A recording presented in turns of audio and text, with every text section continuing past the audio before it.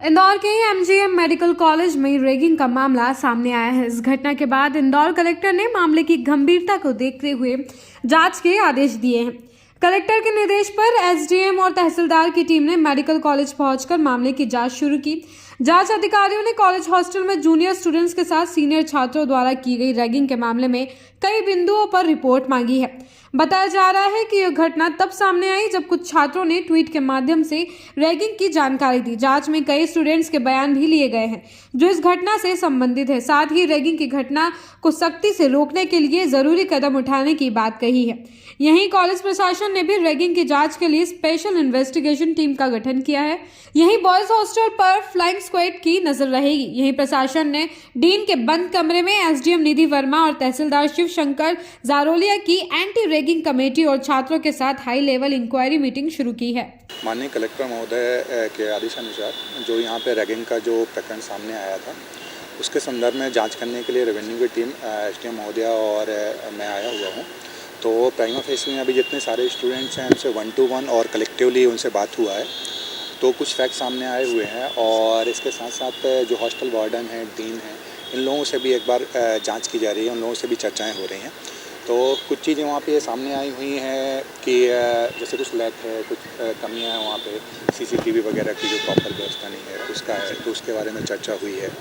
और जो सिक्योरिटी का है, सिक्योरिटी वहाँ पे जैसे 7-8 ब्लॉक हैं, वहाँ पे एक ही सिक्योरिटी गार्ड है, तो इस बारे में कुछ चीज़ें देखी जा रही हैं कि अगर ऐसा कुछ होता है तो उसको किस हिसाब से अपन उसको कम कर सकते हैं, और ऐसे कोई इंसिडेंट होता है तो उसको किस हिसाब से उसको अपन लोग कंटिन्यूस उसको देख सकते हैं, उसको इन्वेस्टिगेट कर सकते हैं, उसको मॉनिटर कर सकते हैं।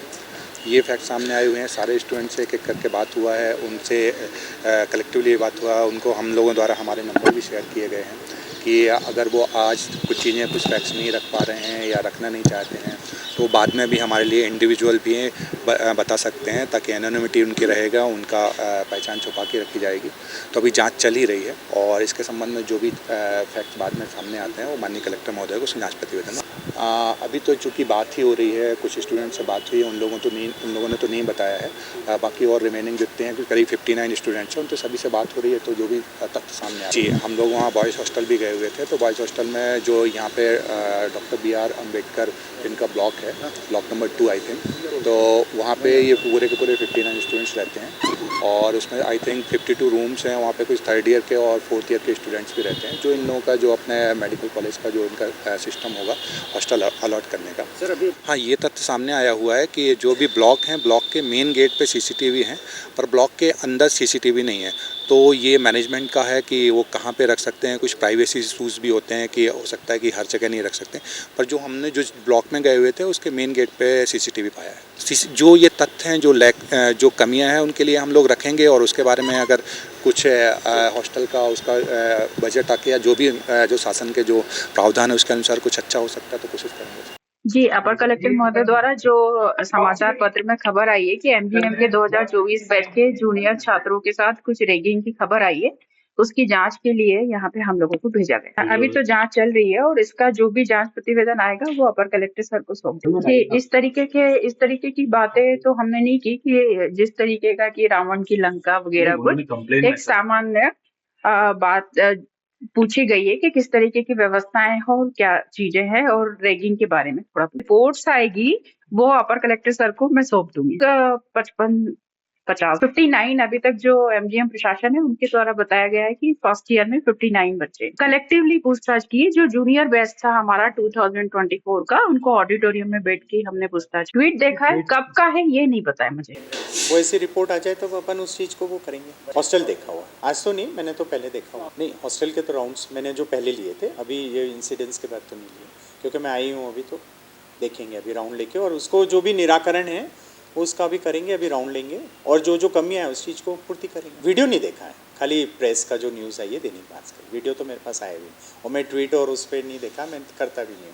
और हमने इमीडिएट उसकी सुबह ही जब देखा उसी समय हमने वार्डन और हमारे जो नोडल अधिकारी उनसे कनेक्ट किया और तुरंत मीटिंग बिठाई और जो उसमें रिपोर्ट आएगी वो हम रिपोर्ट देंगे। उसमें नहीं आ रहा, फ़ोटो में उसमें पहचान जैसा ही नहीं है कुछ।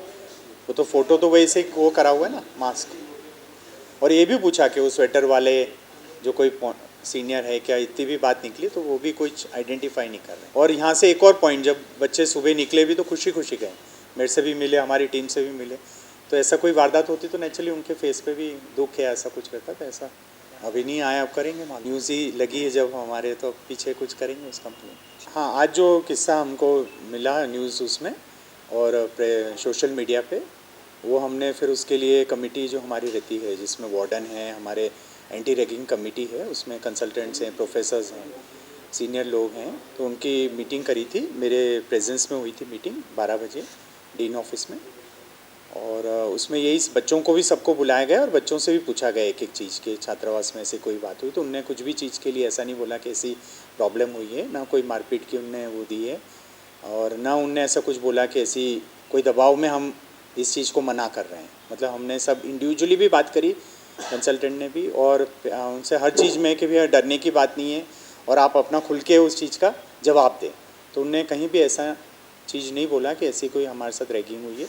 और चीज़ें भी बताई गई, जैसे फ़ोटो प्रेस में दी हुई है कि ये मतलब कपड़े जो बच्चे के बताए हैं या बच्चे के पहचान बताई, तो ऐसा कोई भी चीज़ का उनको वो नहीं है इन्फॉर्मेशन। अपलोड करे गए वो पुराना वाले, वो उसमें जो उन्होंने ट्वीट करा है वो तो आज इनको डाला है प्रेस में, हुआ तो किस्सा ये पुराना वाला है जो नहीं, ये तो मुझे इसका वो नहीं है। 20 दिन के पहले का उसमें नोट डाली हुई है, जो पूर्व हमारे अधिष्ठाता थे, और उसमें ये उन्होंने दिया हुआ है कि उस समय भी कमेटी गठित करके और जांच की थी, तब भी इस चीज़ का कुछ भी ऐसा वो नहीं था कि उनको कोई चीज़ का वो हुआ है जैसे रैगिंग हुई हो। रिपोर्ट में वही कि हमने छात्रावास के निरीक्षण कर ही रहे हैं, और भी कैमरा भी लगे हुए हैं हमारे, और वहाँ हमारे जो टीम है सिक्योरिटी वो भी जाती है, और बच्चों के वार्डन्स हैं और वार्डन जो को नोडल हैं हॉस्टल के, उनसे संपर्क करने का भी हमने उनको बताया कि उनका डिस्प्ले करा हुआ है हॉस्टल में, नाम है, मोबाइल नंबर है, they can connect with that doctor, and any crisis they can connect with the personal, with the dean also,